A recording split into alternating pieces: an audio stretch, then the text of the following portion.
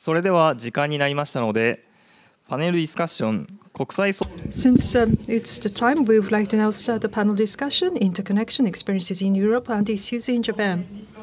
In this panel, in addition to Mr. Bart Myers, Professor Ryuichi Yokoyama, we are joined by two professors. Allow me to introduce the two. First of all, Professor Oyama, the engineering professor of Yokohama National University. In 1998, he has been professor at this university, and the electric power system analysis and control is one of the specialties. From METI and OCTO, he has served as a member of various commissions, and he also served as the chair of the Asian International Grid Connection Study Group, sponsored by REI. The second is Mr. Nobuo Tanaka. From September 2007, he was the Director General of the IEA. Currently, he is serving as the chairperson of the Sasakawa Peace Foundation. And from REI, Dr. Thomas Koberio is joining us, and Mr. Teruyuki Ono, Executive Director of the REI, is joining us. The moderator is Mika Obayashi from Renewable Energy Institute. Dr. Wakeyama, thank you for your kind introduction. We would like to start this second session at the REI. We sponsored the Asian International Grid Connection Study Group. We are joined by the members, and together with sharing with you the substance of interim report about the European situation and in Asia and Japan. If we are to build the transmission, the network, what would be the issues? We would like to address all those matters. First of all, the chair of the study group, Professor Oyama, I would like to ask him to share with us very briefly the study group, followed by the interim report itself. I would like to ask Mr. Ono to share the substance with you. Dr. Oyama, please. Thank you for your introduction. I'm Oyama with Yokohama National University. As was mentioned, I serve as chair of this study group. In Japan, interconnection is not so much gaining momentum yet as discussion, but why is it? Is it really needed? There are positives and negatives. We like to observe them in a neutral manner. Therefore, I took up this position. It's the first year this year, so we're conducting various surveys, and this year, or last year already, in the previous fiscal year, we visited Europe and listened to various voices or opinions from various relevant people. First is some general comments. We are involved in power grid. When it comes to power grid, the largest academic association, IEEE, there is that one, IEEE. And in the 21st century, what was the greatest invention of the 21st century? The top one was a power grid. Not IC, but power grid is the greatest invention.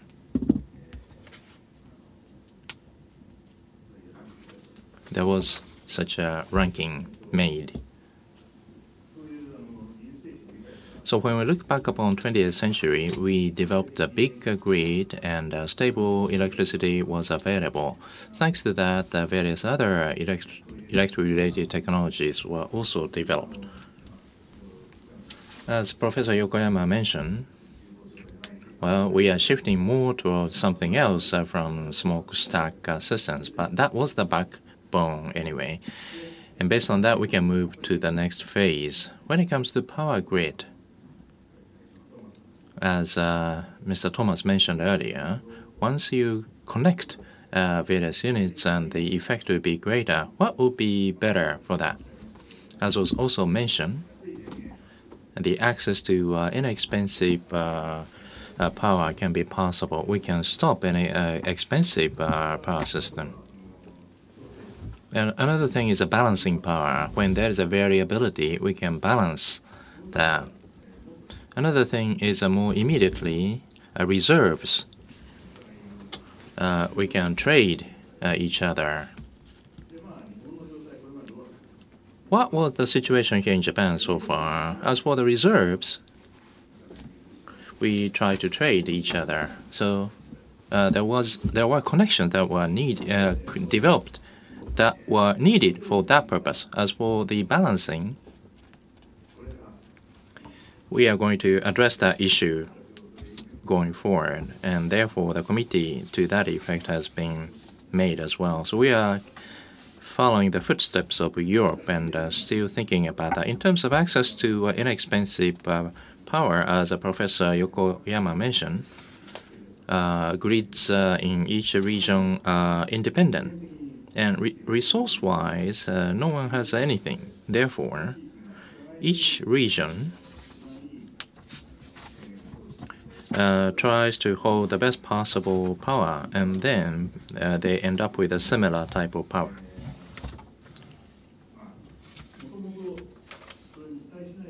So rather than expecting for that, each region developed on its own, and therefore, the pricing-wise, there was not much regional differences. And which means that there will be not so much motivation to build a large number of transmission lines. But the situation has been changing. The renewable energies have been expanding. There is a wind energy in Hokkaido in terms of its capacity. In Kyushu, there is many units for solar PV. So power or energy structures have been changing. And so interconnection benefits may be observed more in those regions. How to utilize interconnection lines is something that we need to think about that as well. First come, first serve was the previous method that was applied. But as a market, we are going to use it. Implicit auction will be applied, and starting from 1 year from this point on, such a use may be available. Of course, some people say that may not be still available. But anyway, that is a schedule. So there are a lot of things we need to challenge going forward. But in this study group, we are currently studying how the power grid is going to be with interconnection. And the report was put together, and that is available in the lobby as well, which is this interim report. In this interim report, basic concepts of interconnection, the European situation, North Asia's possibilities, and the possibilities are related to Japan as well. So those are put together. As for these contents, Ms. Ono is going to refer to those as well. Thank you.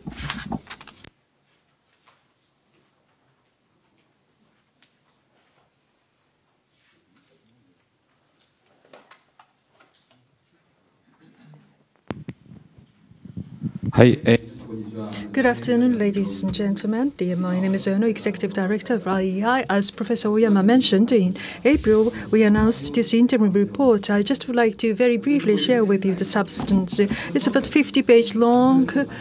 Even overview might take 30 minutes, which is going to be too long. So I just would like to share with you the essence of this report. Regarding the study group, chaired by Professor Oyama, the Professor Takahashi also joined us, and the researchers and the representatives from companies joined us, and they worked from July. Chapter 1, basic concept of the international power grid. Speaking of international power grids, I think this is an unfamiliar word in Japan. If you look at this in various countries in the world, what is the level of export and import of power? Y-axis what is the amount of export versus the consumption? Y is the import. The Denmark is highest, more than 40%, both for the export and import. Europe as a whole, 10%. So many countries are in Europe, but it's not just European countries, Africa, the Latin American, the US, Russia. In various countries, you can see that the power is imported and exported regularly. So that's the overview. So why are they doing these? 3 reasons. First of all, this is really about the trade. This is really levelizing the cost, the power cost, importing it from the cheapest. So that's one benefit. Secondly, by having this system, this stabilization of power supply is ensured. Third, more recently, there has been increase of renewables. So in order to maintain flexibility in the output, having the wider coordination, 3 objectives are covered here. Next, particularly something relevant to Japan, and it's controversial. If you want to try this in Japan, Korea, China, Russia, we're connecting the grid with these countries. So if you look at this, it's not like the European countries where they enjoy the very amicable relations. So are we going to be okay from the perspective of energy security? International grid connection may not be something beneficial to us, some people say. So we are saying that this is probably an option issue. When you look at the power supply here in Japan, fossil fuel is used quite a lot. 70%, 80% is from fossil fuel. If you look at those fossil fuel, they are almost all are imported from abroad. So by connecting this with international tie lines, while we are on oil, LNG, and coal, they have been shipped in a vessel, and within the power is produced. But instead of that, by connecting the lines, we can bring in the power directly. This is another option. So it's not just unilateral network. It can be 2-directional or tri-directional. Gives us the diversification, which can be the positive thing for the energy security. There are other issues, but I hope that you can look at them in the reports. In Europe, if you look at the background of the recent increase of the transmission network, in Europe, what is the level of increase in the transaction exchange from 1990s? You can see that there has been a significant increase in the background. Liberalization of power is one, and another is renewables, which have increased gradually. And the third factor, the DC-HV, the technology has improved, especially including the seabed cables technology. They have become available more cheaply. In the second chapter, the current state of the international power grid in Europe and the challenges it faces. Mr. Myers has already covered this. I just would like to skip this. Please take a look at it later. But just one chart which is available in the report. These are some of the major examples in Europe. Number 3, number 4, you can see the length, 435, 259, 583 kilometers. These are pretty lengthy overseas international network tie lines between Japan and Russia, from Sakhalin and the Soya. This is only 43 kilometers between Busan in Korea and Fukuoka. That's about 200 kilometers. So in terms of the distance, it's no longer a major issue, as you can see from this chart. Thank you. I would like to skip to chapter 2 and chapter 3. Concerns the current state and feasibility of an international power grid in Northeast Asia. Northeast Asia, the power market, the overview is given here. China, Korea, Russia, the power market in these countries are not that well known in Japan. So we just wanted to look at the overview. So this is the information. So one thing you realize is that with China, Japan, South Korea, Mongolia, there are major power markets available. So among these 4 countries, of the Asian power output, they account for 76%, almost 80%. So in 4 countries in Northeast Asia, they cover about 80% of the networks in Asia. So this has a significant impact. Among these 4 countries, power system, looking at the electricity markets, what is the current status? One thing you can look at is that this the unbundling. By 2020, or from 2020, legal unbundling should take place. But in other countries, it's already been completed. Unbundling is already complete. So again, that's also covered in the report.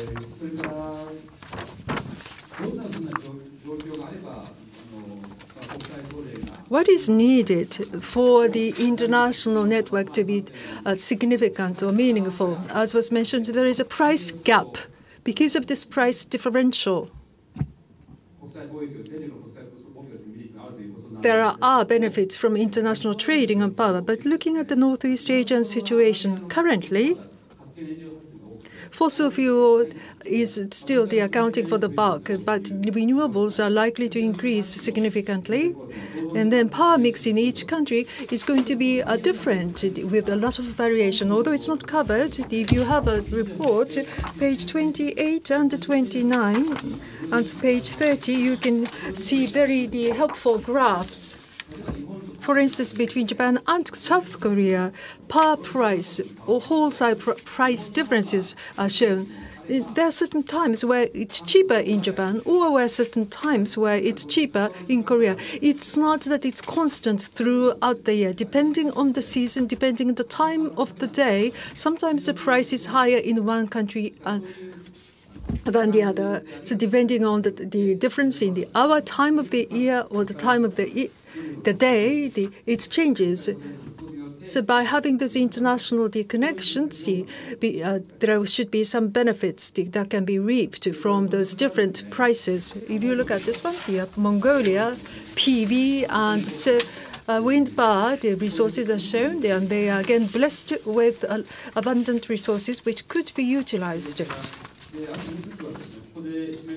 As you can see here, we do not have the well-developed international networks, as you might see in Europe, but again, partially they're already in existence. Left-hand side, Mongolia, Russia, China are connected in this international network, transmission network. Some examples are given on the right-hand side. Between Russia and China, Heilongjiang province is connected. In the Far East, they are blessed with the very good hydraulic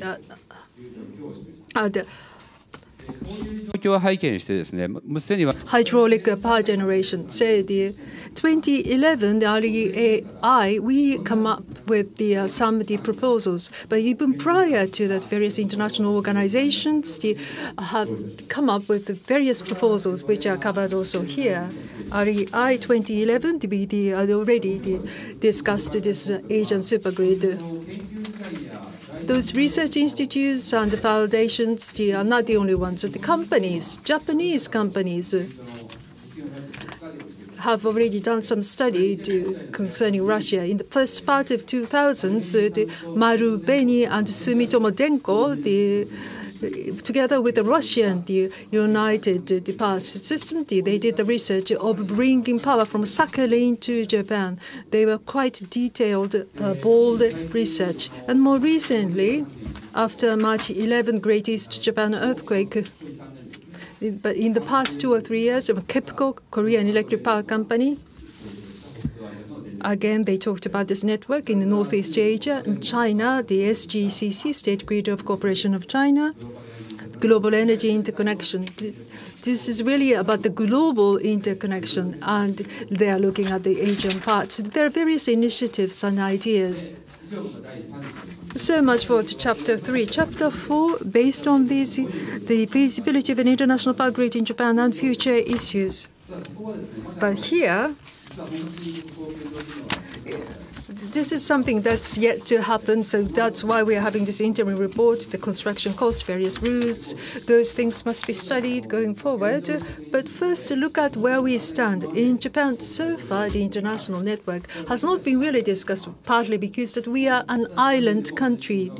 But the UK, also an island country, you already have international networks, and there are many plans for construction.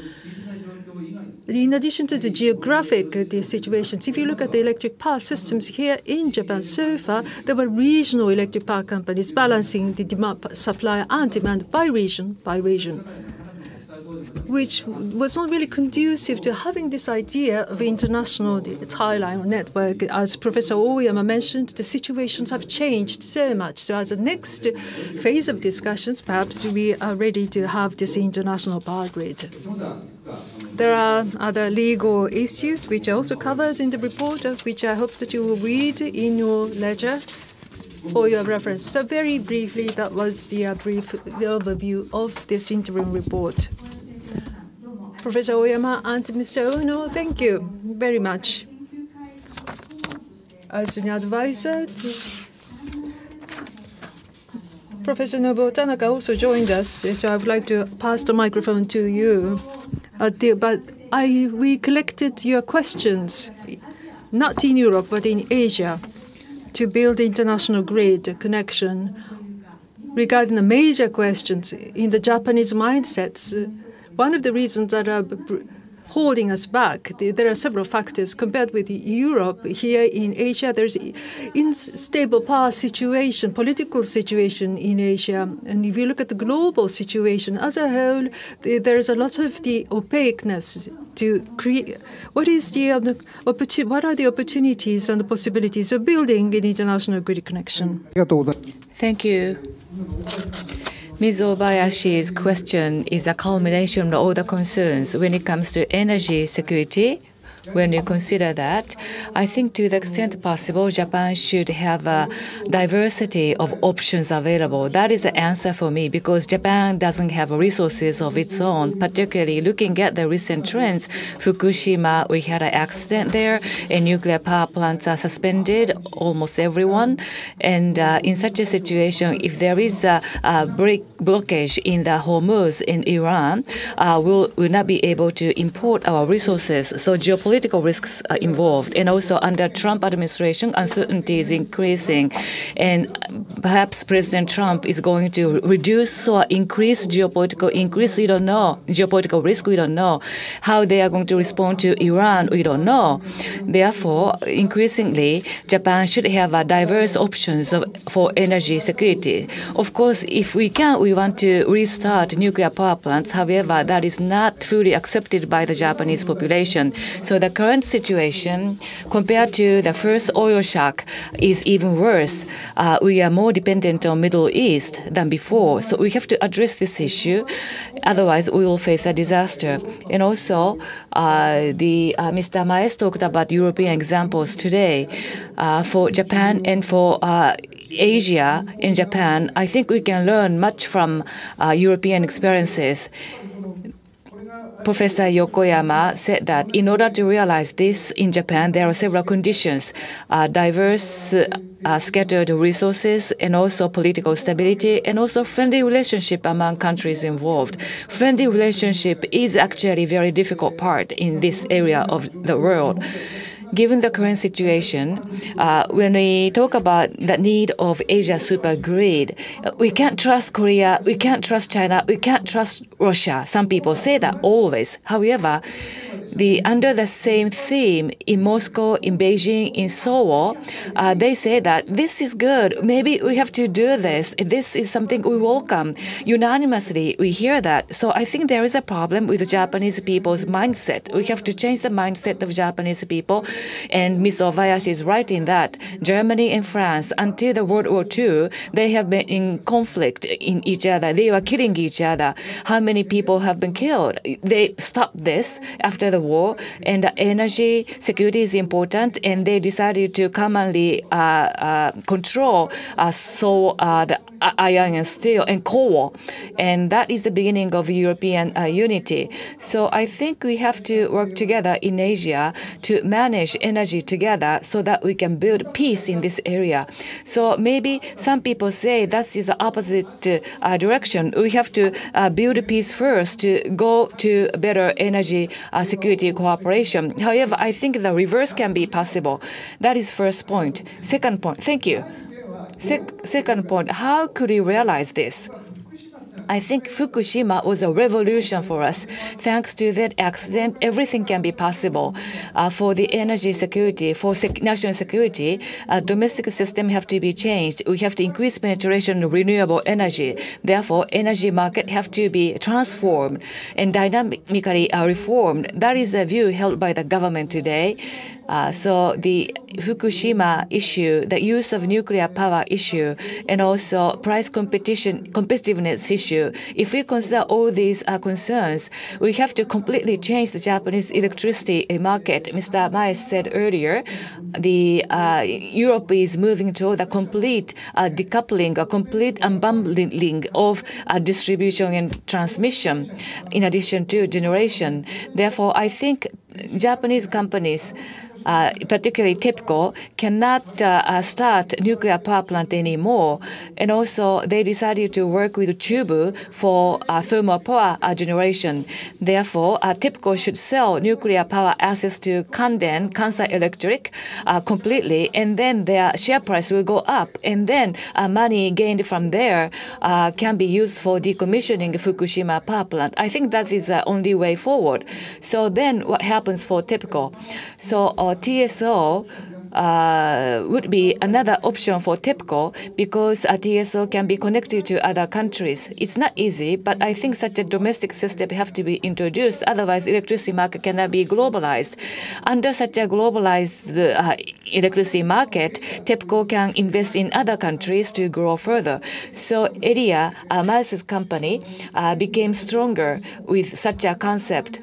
In Spain and Portugal, in any countries, TSOs have become stronger and become bigger as a company. So I don't want to make Japanese electricity companies weaker. We have to strengthen these electric power companies in Japan. That is the second significance. Third is about nuclear power energy. This study group didn't discuss much about nuclear power. Thanks to Toshiba Westinghouse problem, the business model of constructing a light water reactor in large way is no longer viable, at least within OECD countries. China and Russia are only able to produce a light water reactor, and high-speed breeder and smaller size, modular type nuclear powers can be produced by Toshiba and Hitachi working together. That is the only solution. I am non-Japanese, that's why I can say something like this, although Japanese people don't like this idea. Otherwise, we have to work with foreign countries as well in order to survive in this region of the world. Nuclear power is very important as a energy security issue. It's not only economy or energy issue, it is an energy security issue. Otherwise, if we don't use nuclear power, Japan will be a second-class citizen in the world.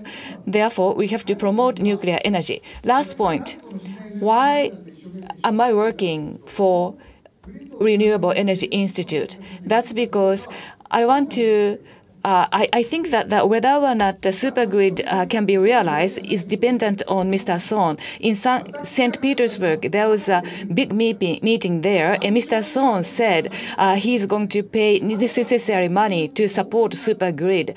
Not many people can afford to pay this amount of money. He is willing to pay so much amount of money in this project. So Obayashi-san, Ono-san, and Thomas-san, they are working so hard to convince Mr. Son. And I think Mr. Son has to come on board as a result of such a convincing work by these people. Thank you, Mr. Tanaka.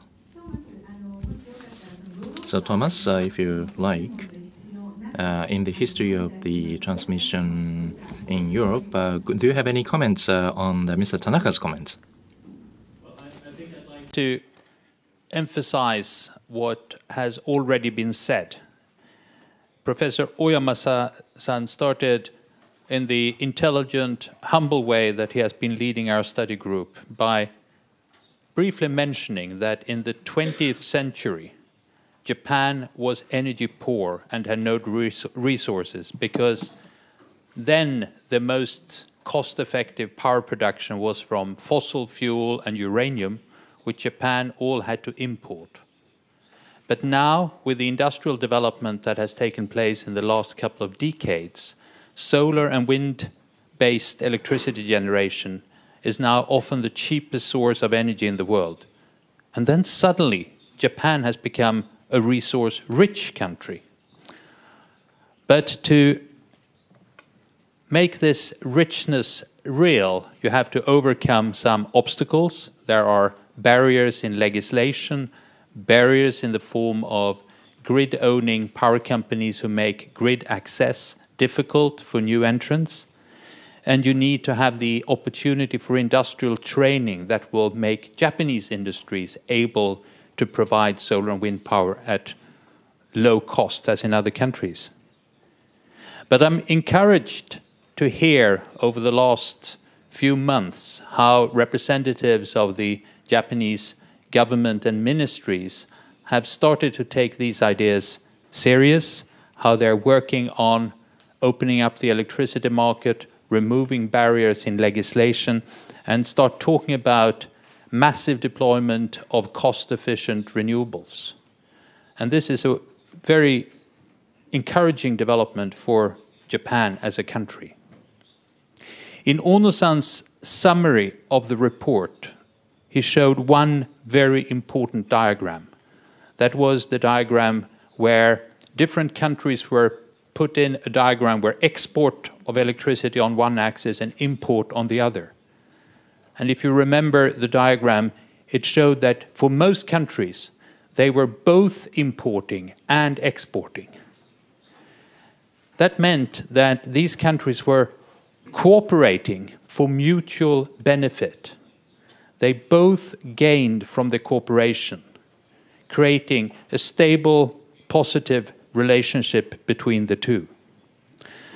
When Tanaka-san described the problems to make Japan accept cooperating with neighboring countries, it is difficult to wait for the countries to be friends without trying to cooperate. But by cooperating in an area where there is mutual benefit to both countries, that you can see that you both gain from cooperation, you will create a stable condition. And I think this is the key experience of the European Union and European cooperation, that all countries have seen that they can gain from cooperation. And we have a wonderful opportunity to combine the development of an energy-rich Japan and a Japan that fruitfully cooperates with its neighbor. And that's the main idea of this study and this vision of Asian power cooperation. Thank you.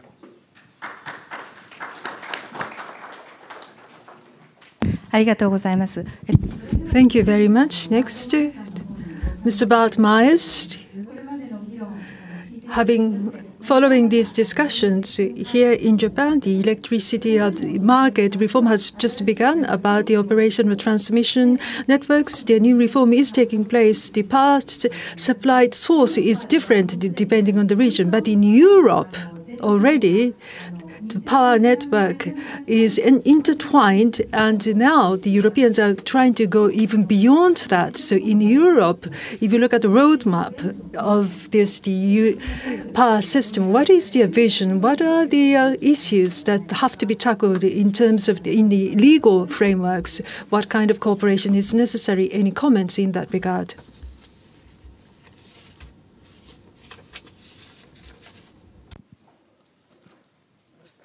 it's true that from a legal perspective, I don't expect a lot of issues to be addressed, to be honest. The new legislation that is put onto the table is coming from the European Commission. It's a proposal. As I already said in my presentation, there will be quite some opposition from the transmission system operators because I think they had great times in the past 5 to 10 years with the massive investments that they could do in strengthening the grid, upgrading the grid, interconnecting the grid. This will continue in the coming years, but it's true that they having control over the system operation is giving them a lot of power, and they feel, and it's true actually, that this gives a lot of control over what has to happen. So they don't like to lose that control, and it's certainly on that debate, splitting system operation from transmission asset owners. There I expect a lot of discussions, lobbying, as I said. Difficult to say in what direction it will go, because European Commission is made up by the member states. So in the end it will be the member states, and then the strongest one like Germany, France, Italy, Spain, that will determine in the end what will be done. You know that Germany is playing a very important role in that. They spend quite a lot of money on this renewable energy source rollout. It's thanks to their generous subsidy system that all Europeans are taking advantage of lower electricity prices. So I think that they will be granted for it, and that they will have an important say on that aspect. On the other hand, we all know that France still has a lot of nuclear power plants. It's very important for them. I think for the moment they have to choose whether they will replace these nuclear power plants by new ones, or that they will also go for a massive rollout. Both will cost a lot of money, so it will also be difficult for France because they are a little bit less rich than Germany to find that money. But yeah, it will be important. So it's difficult to say in the end what will be the final game. We also have the Brexit for the moment, so I fully agree that we should cooperate, coordinate things like that. But even in this good atmosphere, you see that countries can step out of European Union. What will happen with the UK? So in fact, today we are very friendly for each other, and I think that will continue. But it does not mean that discussions between UK and the European Commission will be very hard, and the energy element will be an important one, because absolutely UK and Europe, we need each other. So it will be good if they can stay in the integrated electricity market in Europe, but I'm not convinced. And the first signals that we receive from UK is that they will not stay in the integrated electricity market.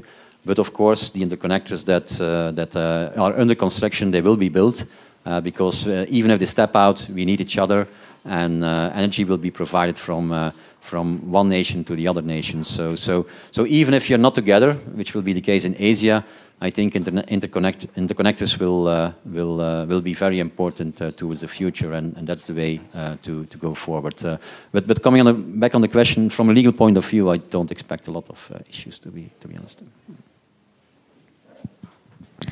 もう一つ、前さんの方に。There is another question, Mr. Maes. Maybe this question can be addressed to other panelists as well. Within our institute, we are having various discussions. For example, if we are to establish such a super grid, and as a result of that, maybe vulnerability may be enhanced. Some people say that. What is your view about this possible increase of vulnerability because of interconnection?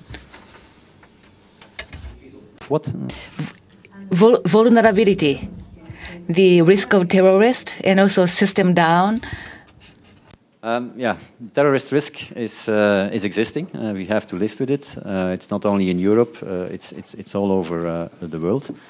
So far, terrorists didn't attack grids, which is maybe amazing, because let's be honest, if they want to attack these kind of things, the impact can be huge. On the other hand, look at Fukushima. This was really a catastrophe, and I have to say that the whole world was impressed by the way you cope with it. We would expect that you would be without electricity for a long time, but actually you didn't. You had some rolling blackouts, but very limited. And in the end, electricity was providing and still there. So I also do believe that, and it's thanks to the interconnections that we have in Europe. If something is happening in Europe on a terrorist attack on the grid, probably we can solve it by having our security system. It's the N-1, so we always have a solution if something is happening on the grid. So we are very proud on that one. It's also the reason that we try to keep a lot of reserve capacity in case of. So we try to avoid it, but honestly, you cannot avoid attacks from terrorists on these kind of grids. On the supergrid, indeed, Professor Yokoyama addressed the supergrid that we are discussing for quite some time now in Europe, to connecting all the offshore wind farms over the different units, and the UK will play an important role in that one. It's certainly going to come. It takes a little bit longer than expected. And the reason for that is that there is a lot of debate who has to pay for it. When you make an interconnector between two countries, it's rather easy. You split the capex, the investment, in two. It's often integrated in the regulated asset base, and it's paid by these two countries. We're also benefiting from having this interconnection. The alternative is what we have with NEMO-Link. You can apply the cap and floor mechanism. It's more for private investors as well, so it opens the market for competition, which is very good.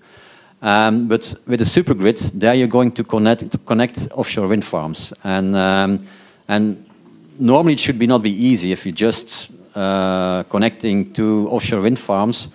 You can say the country where the offshore wind farm is connected should pay half of the cost, and the other offshore wind farm where it is connected, that country should also take the other half of the cost. But it seems much more difficult to get this realized into Europe, and therefore we are looking for a system to get this remunerated on a European level.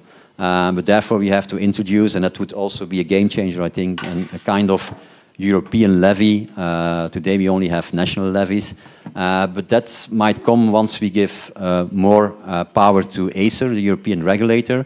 Once that has been installed in 2 years' time, I do not exclude that Europe then will start with these kind of European levies, and that will accelerate also the build-out of the offshore wind, because then all Europeans, who are also all benefiting from these connections between the wind farms, will pay for the investment.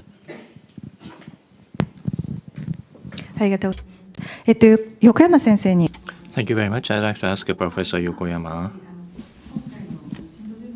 In the symposium, the explosive use of renewable energy was talked about, and they are available at the inexpensive price. For example, in 2050, 80% or 100% renewable energy should be utilized. If we go on that assumption, what kind of usage will be available? Of course, interconnection would be possible. For example, how the grid is going to be at that point in time.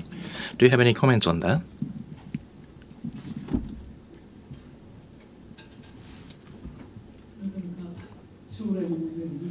That is a future issue, so it's very hard to tell. But 100 years, we developed all these power system over the last 100 years, so I don't think it's going to be changed so easily. So large-scale power system will remain, except for nuclear power. And renewable energy will be more and more coming into the picture, but I don't think that the grid is going to be changed so much. However, the major change is that large-scale energy mix to more local generation, and that shift will be taking place.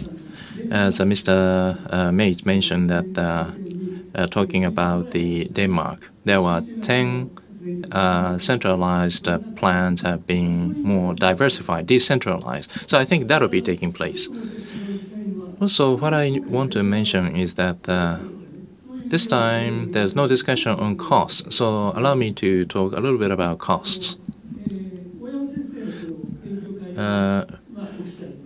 Dr. Oyama's study group is to come into grips with the direction going forward. But the flip side of it is SoftBank, National Grid, and KEPCO, and Unicom of Mongolia Energy Ministry work together, pre-SFS.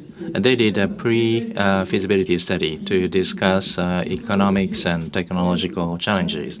It took for 7 months, and part of that study was helped by our institute as well. In terms of technology, when we bring our power to Kitakyushu, can we transmit the electricity at the straits? And that channel is very narrow, so I'm afraid we cannot transmit so much.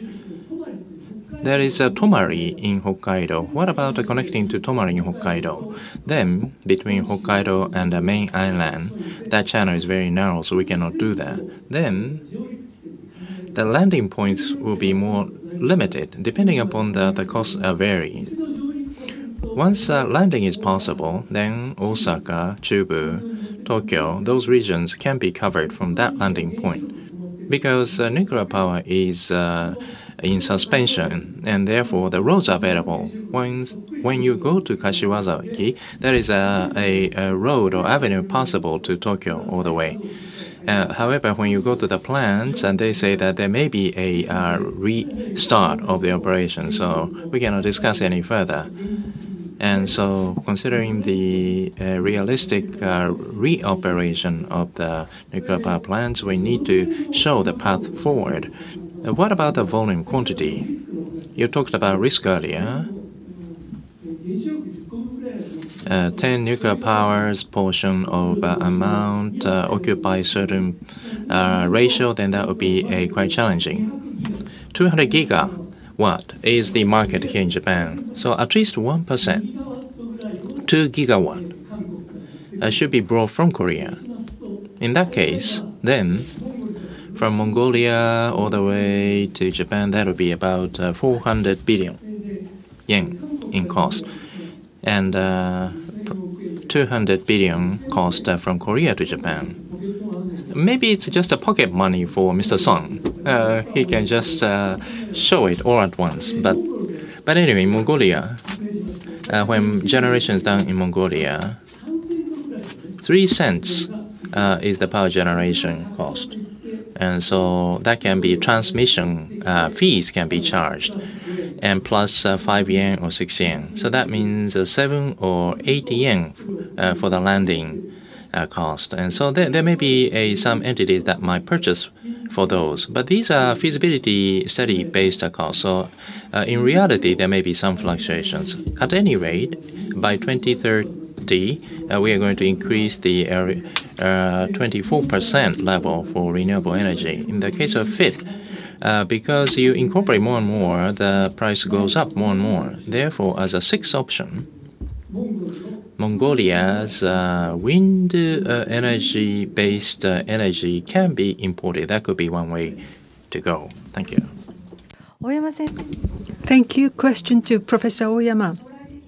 In the future, about the Japanese system, with more penetration of renewables, with the changes in power mix, what kind of the businesses composition can be envisaged in terms of the changes to the business structure? That's a very difficult question.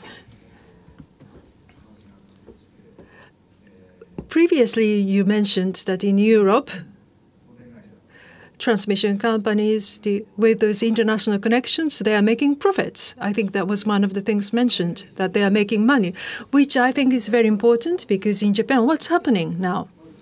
First of all, it's not international.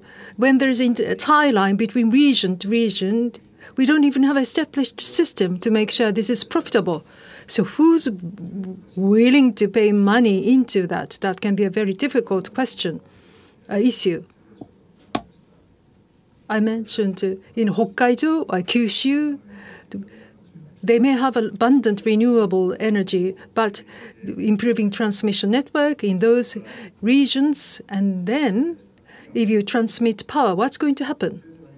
Nothing takes place. Let me explain, because it's transmission companies there. There is no established system where the transmission operators can make money from this, which is not the desirable situation, because under the liberalized system, there should be returns once they make investment in those infrastructure. So, because it becomes something profitable for the operators, I think more will be willing to consider them. So going forward with implicit auction, when they use the interconnection, what will be the prices that will be generated from them? We need to, again, look into that. Thank you. Once again, Bert, I have a question. The example of European interconnection and cost and profits were talked about earlier. For example, in the case of another company, GridNet, revenue and cost balance, I'm showing you on the screen, and this is what we learned at our institute. If you look at it, revenue is very high because electricity is being distributed and traded successfully. So in the case of European transmission business, generally speaking, is it profitable? So we think European transmission business is very profitable. What do you say about that?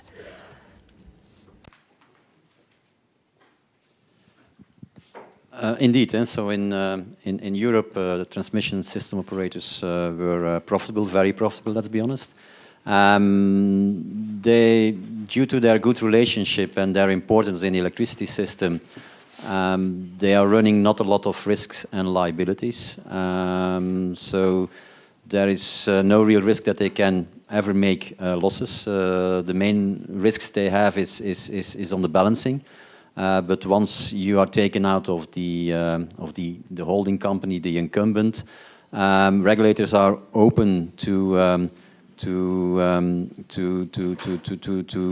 pass through this cost to the consumers, because they know that the balancing cost of this element is done for opening the market, for making more competition on the electricity market, and therefore it's a cost you have to huge. And it's also not a so high cost, but for one company it can be an important impact on the net profit.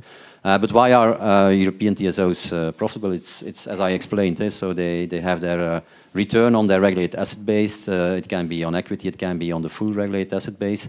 And actually, as they are not running a lot of risks and liabilities, there is quite some sustainability in these net results.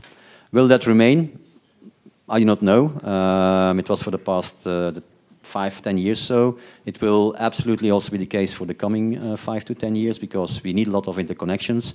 But I assume that afterwards, when all these interconnections are built, and certainly when competition is coming on making and constructing transmission assets, then I suppose that the returns will go a little bit down and being more in a competitive way. But in my opinion, they will always remain profitable. Can I add some? The profitability of the grid companies, both the transmission grid companies and the distribution grid companies in Europe, is regulated. It's decided by a regulator how they are allowed to earn return on their assets. So it's not because they perform extremely well, it's because the regulators have been generous to the TSOs in particular, the transmission system operators. If you look at the cost of distributing electricity, most of that cost is for the local distribution grid. The transmission grid is a very small part of the total cost of electricity, typically 2, 3, 4, maybe 5% of the electricity cost. In Europe, it has been very clear, obvious, that more investments in transmission capacity has been beneficial to the consumers, because the cost of building transmission lines is very small compared to the effect of the electricity price for the consumers. Therefore, the regulators have been generous for a while because they need the transmission system operators to invest and build more.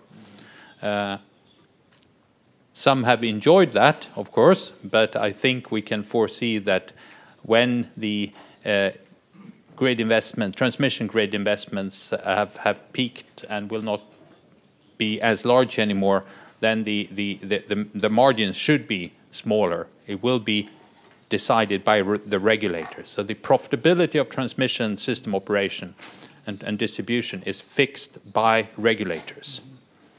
It should not be too generous, but at this moment, giving transmission system companies the opportunity to invest a lot is very beneficial for society at large. That is true in Europe, where we have a lot of transmission capacity already. It is even more true in Asia. あと約10分ぐらい。 We have 10 more minutes.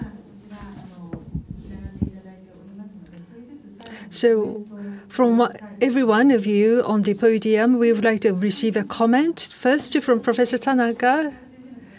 In your comment, the power companies have to reform themselves, so they have to be strategic and more proactive. You mentioned that already.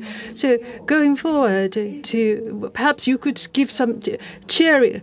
You could cheer some of the electric power companies in Japan, including the international interconnection. About the power market, towards the unbundling, the power market, the companies are now changing. I'm pretty sure that each company is thinking about how best to survive this change. As an option, having this international connection is a pretty viable option, in my opinion. For instance, TEPCO. I said that TEPCO can become a transmission company. But then in the entire transmission network, if Kyushu Electric Power Company says, I don't want to be the member, then they have another option. So because they have a lot of PV renewables, so that can be their strength. Together with South Korea, they can connect the grid. So Kyushu, Korea can be connected, and then they can have a competition. This is a very interesting option. So Koreans, Chinese, in the Fukuoka market, they're already active in the Fukuoka Kyushu market, because now that the signage is posted in their languages, they have to live in this. So rather than staying in the Japanese market, to just go out into the international market gives a more greater possibility for them to be profitable. So in Europe, in the great market, each is doing the electricity, the generation and transmission, and concentrating on their forte, they have become more powerful. So coming back to Japan, instead of creating those feudal laws in each region, each should utilize their strength so that they can enjoy greater growth in the Asian market. What Japan needs to do is allow them to do so in terms of the policies in electricity. Thank you very much. Then at random, I am going to designate who to speak. Professor Oyama served as the chairman for this study group and provided a lot of insights. Professor Oyama, you are serving as a chairman of the government commissions and so forth, and you are making proposals today. So going forward, in what way Japanese business should be transformed, international interconnection establishment, how much possibility do we have? And please give a word of encouragement to stakeholders. Well, I am not actually serving chairman of that many commissions, but for the time being, we have to transform the market. We have to establish a good, well-functioning market in Japan. And based on that, in Japan, if we have a good market, then based on that, we can consider the possibility of international grid connections. In this report, we talked about legal matters. And also, we talk about the possibility of international interconnection. But if that is necessary, I think without any problem,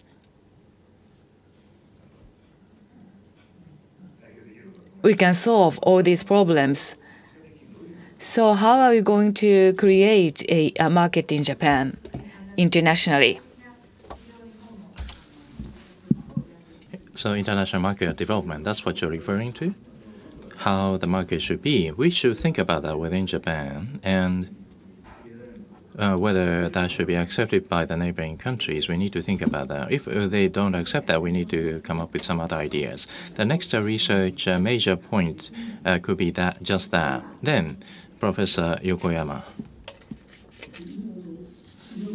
With regard to the market, in Europe, interconnection progressed after liberalization in 1990s. Now, full liberalization started just last year in Japan, so power companies have finally entered into the age of competition. As Dr. Oyama mentioned, they are doing the same thing. Whether it's a oil, coal, the mix, generation mix, then it's the same price. Therefore, it's the same price. Nuclear operations, say, ratio is the only difference right now for the difference in price. If there is something drastic coming from overseas through interconnection, there will be differences in price. And the sixth and fifth option would be imported electricity. That should be included as well. Mr. Ono, discussing an international grid connection, this is something unfamiliar in Japan, so you might be I'm just wondering what kind of impression you had. In Europe, international grid connection started because amongst different countries there are price differences, and also demand fluctuation. There were differences. By connecting different countries, each country actually enjoyed benefits, which was accelerated by the liberalization. That's what happened in Europe. But we need to look at it from end to end. In my report, I touched upon this. SGCC, Global Energy Interconnection. They have this very grand proposal connecting the networks. So connect the global connections, and then all the power should be supplied from renewables, not fossil energy. It should be 100% renewables. That's what they have. The SGCC, State Grid of Corporation of China, has been advocating for this because in the final analysis, everything has to be supplied by renewables, partly because of climate change after the Paris Agreement. By the end of the 21st century, we should cease to use fossil energy. So in order to do this, by the middle of this century, all the power must be supplied from renewables. I think that such era should arrive, given that we have to depend upon the renewables 100%. In that case, for the stable supply, to have the global international connections, I wouldn't say that this is the only solution, but I think this can be a significant solution. The international connections started, they're separate from this, but in the current situation, we need to take into consideration such a factor as well. So we should keep that somewhere in our minds, how best Japan can change as soon as possible. Bart, please. Yeah, I just want to add that you have to make your analysis, of course, and I think the Renewable Energy Institute can certainly help on this one. But in the end, I think you should give it a chance. Is everything perfect in Europe? No, probably. Did we make mistakes? Absolutely. Did we had side effects? Did we had issues? Absolutely. But in the end, it's working. The grid is more secure, more safe than before. The guys that were very skeptical in the beginning, now they can certainly live with it, but even they are becoming more and more supportive. And in the end, we will have cheap energy, and it's not only on a short-term basis. This cheap energy will be there forever. It's eternal, and that's, I think, the biggest advantage of going in the direction of renewable energy sources. Thomas, 最後にお願いいたします。Thomas? Briefly repeat what I see as the most important conclusions. The first is that with the global development of renewable energy industries making solar and wind energy cheap, Japan has become energy resource rich. This is a wonderful opportunity for Japan.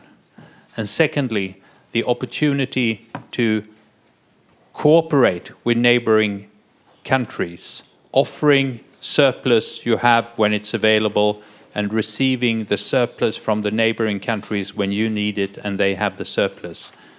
That cooperation mechanism will be fruitful for all parties in Asia. With the development of renewables and such a market solution, Japan can go from the energy sector being a problem for Japan to the energy sector being an opportunity. And I hope we manage to realize that within a few years at least. Thank you. ありがとうございます。それではこの Thank you very much. We conclude this session.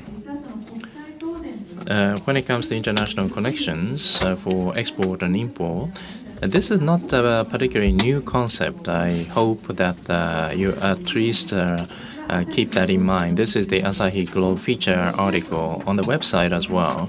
There are many different interviews available. The electricity across the borders, that is becoming more and more a common thing in Asia as well. If there are some remaining issues, you can take them with you as you leave this hall. Not just that, the renewable energy in Japan need to be expanded as well. So we are making various recommendations. There are reports over there as well. So please give another big round of applause to the panelists. Thank you very much.